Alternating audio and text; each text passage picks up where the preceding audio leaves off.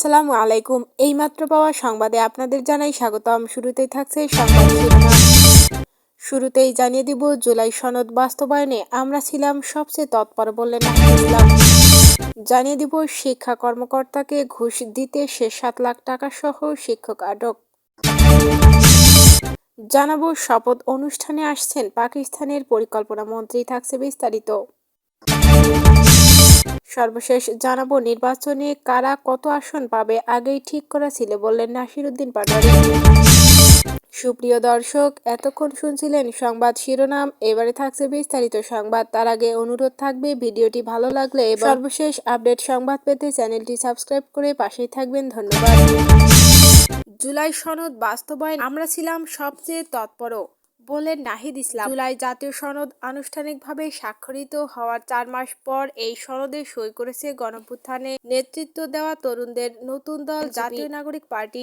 রাষ্ট্রীয় অতিথি ভবন যমুনায় প্রধান উপদেষ্টা ডক্টর মোহাম্মদ ইউনূসের উপস্থিতিতে এনসিপির পক্ষে দলের আহ্বায়ক নাহিদ ইসলাম ও সদস্য সচিব আক্তার হোসেন এই সনদে স্বাক্ষর করেন। এ সময় জাতীয় ঐক্যমত্য কমিশনের সহসভাপতি প্রফেসর আলী রিয়াজ, কমিশনের সদস্য বদিউল আলম মজুমদার ও প্রধান উপদেষ্টার বিশেষ সহকারী মনির হায়দার উপস্থিত ছিলেন।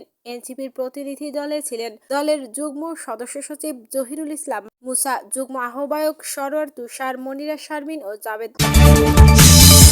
শিক্ষা কর্মকর্তাকে ঘুষ দিতে সে 7 লাখ টাকা সহ শিক্ষক আটক। একজন শিক্ষক ও 3 জন কর্মচারী নতুন এমপিভুক্ত করার জন্য ঘুষ দিতে সে 7 লাখ টাকা সহ আটক হয়েছেন সাবেক শিক্ষক মাইদুল ইসলাম খান। রংপুর জেলা মাধ্যমিক ও উচ্চ শিক্ষা উপপরিচালক রোকসানা বেগম কাছে মোবাইল ফোনে 8 লাখ টাকা মেসেজের মাধ্যমে দেওয়ার প্রস্তাব দেয় কুড়িগ্রাম জেলার রৌমারী কাজাইকাটা এলাকার আব্দুল আখের খানের ছেলে মাইদুল ইসলাম খান। তার কালো ব্যাগে 7 লাখ টাকা একটি কার্টুনে করে র্যাপিং পেপার দিয়ে মোড়ানো ছিল। রংপুর জেলা মাধ্যমিক ও উচ্চ শিক্ষা উপপরিচালক রোকসানা বেগম বলেন, ভোটের 2 আগে অফিসে আসছিল, আজকে আবার আসছে। আমি তখন তাকে বলতেছি, আপনি তো ভোটের আগে আসছিলেন, আজ কেন আবার আসছেন? মাইদুল আমাকে বলে, ম্যাডাম আপনার সাথে একটি কথা আছে। আমি বললাম, আপনার সাথে তো ভোটের 2 দিন আগেই আমার কথা হয়ে গেছে, আবার আজকে কিসের কথা বলার জন্য? তখন মোবাইলে একটা মেসেজ দেখায়, সেখানে লেখা আছে এক শিক্ষকের জন্য 5 লাখ টাকা ও 3 জন কর্মচারীর জন্য 3 লাখ টাকা এখানে এসেছে। এই মেসেজটা দেখে আমি অবাক হয়ে গেলাম। আমি এই মুহূর্তে কি করব? তখন আমার অফিসের সবাই লাঞ্চে গেছে। রংপুর মেট্রোপলিটন কোতোয়ালি থানার ওসি শাহজাহান আলী জানায়, শিক্ষার ডিডি ম্যাডাম আমাদেরকে ফোন করে ঘুষের বিষয়টি জানিয়েছে। আমরা সঙ্গে সঙ্গে এসে দেখতে পাই রুমে একজন বসে আছে কালো ব্যাগ নিয়ে, সেখানে 7 লক্ষ টাকা পাই। ওসি আরো জানায়, 54 ধারায় তারা গ্রেপ্তার করা হয়েছে আর জিডি মূল্যে টাকাগুলো জব্দ করা হয়েছে। শপথ অনুষ্ঠানে আসছেন পাকিস্তানের পরিকল্পনা মন্ত্রী। ত্রয়োদশ জাতীয় সংসদ নির্বাচনের নিরঙ্কুশ সংখ্যাগরিষ্ঠতা পেয়ে সরকার গঠন করতে যাচ্ছে বাংলাদেশ জাতীয়তাবাদী দল বিএনপি। নতুন সরকারের শপথ নেয়ার কথা আজ 17 ফেব্রুয়ারি। এই শপথ গ্রহণ অনুষ্ঠানে পাকিস্তানের প্রতিনিধি হিসেবে অংশ নেবেন দেশ পরিকল্পনা মন্ত্রী আহসান ইকবাল।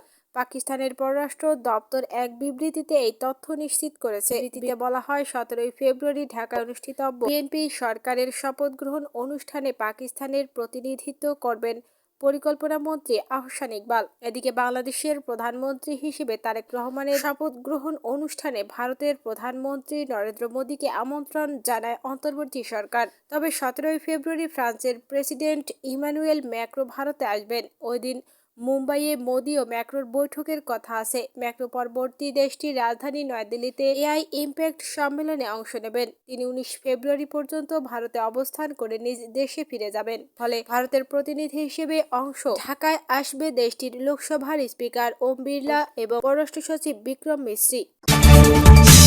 নির্বাচনে কারা কত আসন পাবে আগেই ঠিক করা ছিল, এনসিপির মুখ্য সমন্বয়ক নাসিরউদ্দিন পাটোয়ারি।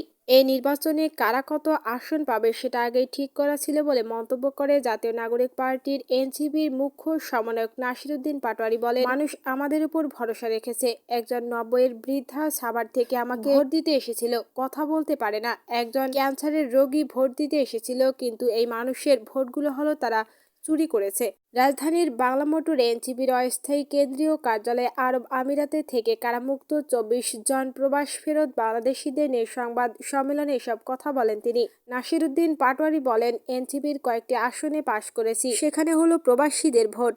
তারা অভূতপূর্বভাবে শাপলাকুলি এবং আমাদের ১১ দলীয় জোটে ভোট দিয়েছে। আপনাদের কোনো কিছু দিয়েই এই ঋণ বাংলাদেশ শোধ করতে পারবে না। দেশ যখন বিপদে যাচ্ছে, প্রবাসীরা কিন্তু বাংলাদেশের গণঅভ্যুত্থানেও এগিয়ে এসেছিল। নির্বাচন যে প্রক্রিয়া হয়েছে, যে ভোট চুরি হয়েছে, জনগণের কাছে তাদেরকে ক্ষমা চাইতে হবে। তিনি বলেন, পুরো রমজানে নিত্যপণ্যের দাম নিয়ন্ত্রণে রাখার লক্ষ্যে সিন্ডিকেটের বিরুদ্ধে কাজ করা হবে বলে ঘোষণা করেন পাটোয়ারি।